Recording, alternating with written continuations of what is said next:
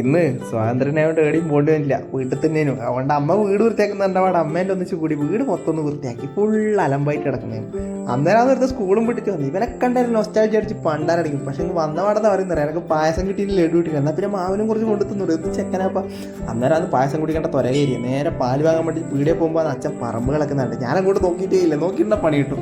Road മേലെ ആരെല്ലോ കണ്ടിരുന്നു, പക്ഷെ ആരുടെയും മിണ്ടാൻ പറ്റുന്നില്ല. ഞാൻ ഇൻട്രോവേർട്ട് പ്രോ മാക്സ് ആയിട്ടുണ്ട്. എന്താ ചെയ്യുക, തിരിച്ചു വരുമ്പോഴത്തേക്ക് പാക്കാ ക്ലീൻ മൊത്തം കിളച്ച് സെറ്റാക്കി വെച്ചിട്ടുണ്ട്. അമേസിംഗ് എന്ന് പറഞ്ഞാൽ റിയലി അമേസിംഗ്.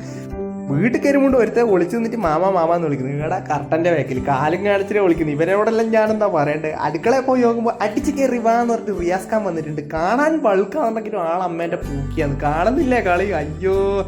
പിന്നെ പായസം വെക്കേണ്ട കൂടെ അപ്പോൾ അവിടെ കുക്കറെടുത്ത് കഴുകി അതിൻ്റെ അകത്ത് വെള്ളം നിറച്ച് അരിയെടുത്ത് അത് കഴുകി കുക്കറിലിട്ട് അടച്ച് 3 വിസിലിന് വേണ്ടി പൂച്ചാനിയും കൊണ്ട് സോഫയമേൽ ഇരുന്നിട്ട് വെയിറ്റ് ചെയ്ത ഞാൻ മറവത്തോർ കനവ് സിനിമയും കണ്ട് ഉറങ്ങിപ്പോയി. 6:30 എണീറ്റ് അടുക്കളയിൽ പോയി നോക്കുമ്പോൾ അച്ഛനുണ്ട് എന്തോ കാര്യമായിട്ട് ഇരുന്ന് പോകുന്നു.